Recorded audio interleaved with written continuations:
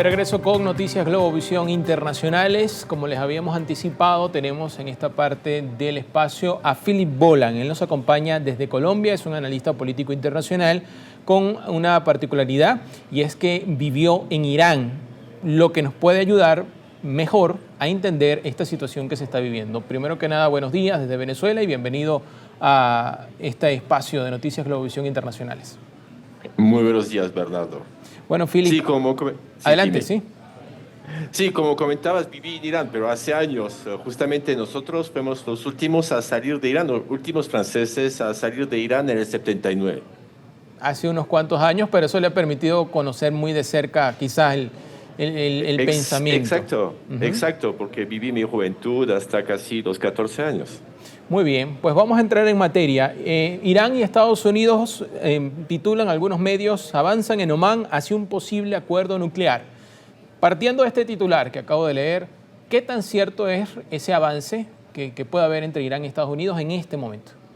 Bueno, yo creo que Irán aprendió mucho de Rusia al nivel de negociación, es decir, que vemos que el guía supremo, el ayatollah Ali Khamenei, entonces declaró que no están trabajando armas nucleares. Entonces es como se llama el enriquecimiento, es para la parte civil. Entonces no pueden hablar del tema. Entonces, como digo, es decir, que están alargando las negociaciones, pero vemos que justamente no creo que avance realmente en Ginebra las negociaciones sobre este tema particular. Es decir, que lo que quiere Irán es que no toquen este tema. Estados Unidos quiere delocalizar justamente la producción de uranio enriquecido. Entonces hay ¿cómo se llama? Un juego entre los dos y a la presión que está haciendo Israel del otro lado, que quiere que se desmonte todo esto. Entonces yo creo que no se va a poder lograr la negociación, se va a alargar más bien. El presidente Donald Trump decía en su discurso ante el Congreso hace apenas algunos días que él está abierto al diálogo, pero decía que no iba a permitir tampoco que Irán accediera a algún tipo de armamento nuclear. Pero resaltaba esa parte diplomática, a pesar de que a veces Trump puede ser cambiante en sus opiniones y quizás es un protagonista en medio de este conflicto. ¿Qué podemos esperar realmente, considerando que Trump ha enviado amenazas serias a Irán? Sí, las amenazas, como dices, son serias. Estamos hablando de 2 portaaviones, 600 aviones. Hay que recordar que justamente el conflicto no es de hasta ahora, es decir, que ya hubo el mismo en el 2003. Desde esta época se mataron, según las cifras israelí o iraní, entre 11 y 16 científicos nucleares. Entonces vemos que la tensión es bastante fuerte. Pero como digo, hay una presión muy fuerte, porque realmente si miramos los intereses de Estados Unidos en esta zona, entonces obviamente está el estrecho de Hormuz, que es importante para el transporte del petróleo. Y sabemos que el petróleo, lo vimos con justamente su país Venezuela, es en el corazón de las negociaciones de Trump. Pero lo que estamos mirando también, es decir, que en este momento Irán tiene muchos proxies en la región, es decir, proxies geopolíticos, Hezbollah, entre otros, los Houthi. Entonces también hay una presión muy fuerte contra Israel en particular, porque al nivel del poder militar de Irán, que es bastante importante en la región, pero sus misiles pueden llegar a 2.000 kilómetros, es decir, que nunca va a alcanzar a tocar a Estados Unidos. Pero sí a Israel, además está en el plan de Irán de destrozar Israel.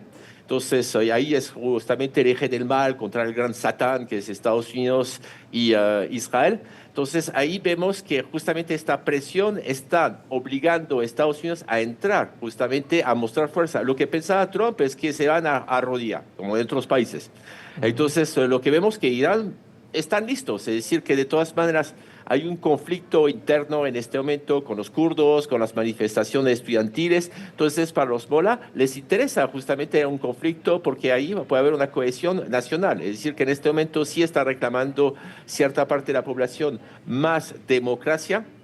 Entonces, muy chistoso porque reclama justamente pasar de teocracia a un rey. Entonces, eso sería, no, justamente no veo de dónde está la democracia, pero no importa.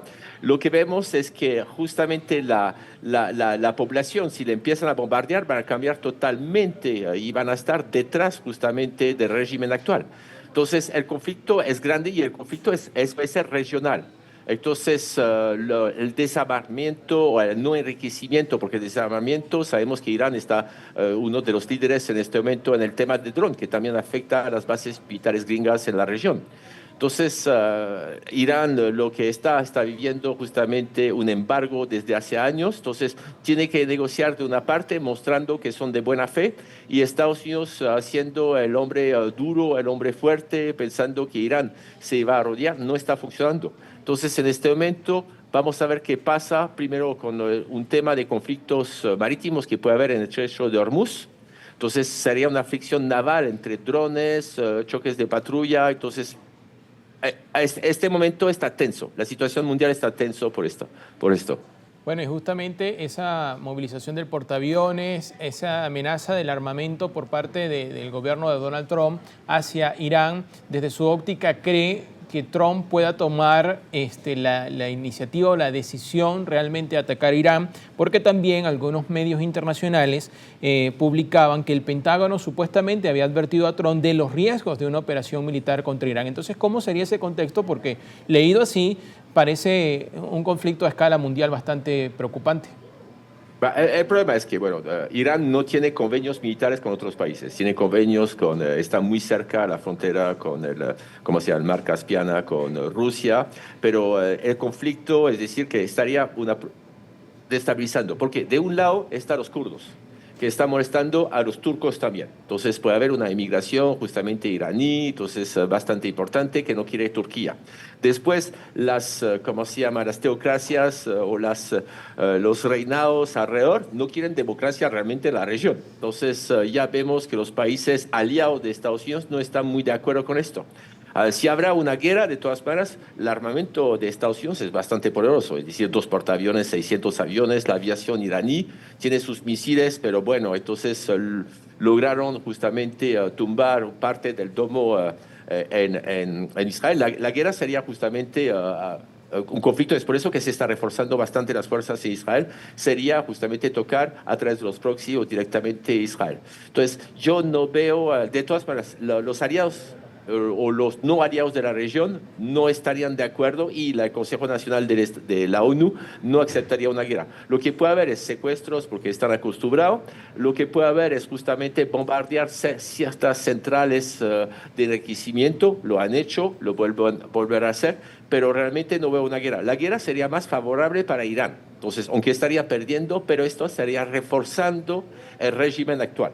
Entonces, provocando justamente, como digo, hay que ver qué va a pasar en la parte marítima, porque guerra realmente, es decir, que la guerra sería a través de aviones. La aviación iraní está destrozada, es decir, muy vieja, no destrozada, pero está muy vieja.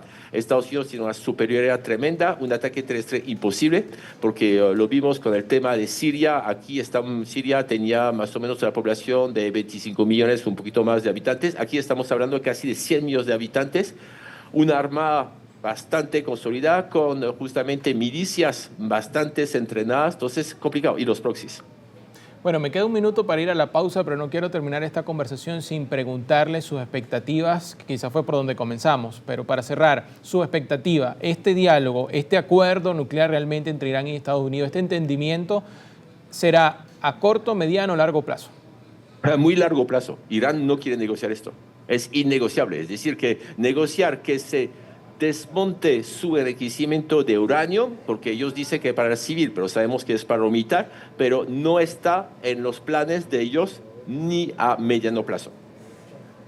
Muchas gracias, Philip Boland, analista político internacional, nos acompañó desde Colombia y hace muchos años vivió en Irán, lo que le permite conocer muy de cerca este contexto político y cómo piensa también desde Irán. Vamos a la pausa y al regresar tenemos más noticias.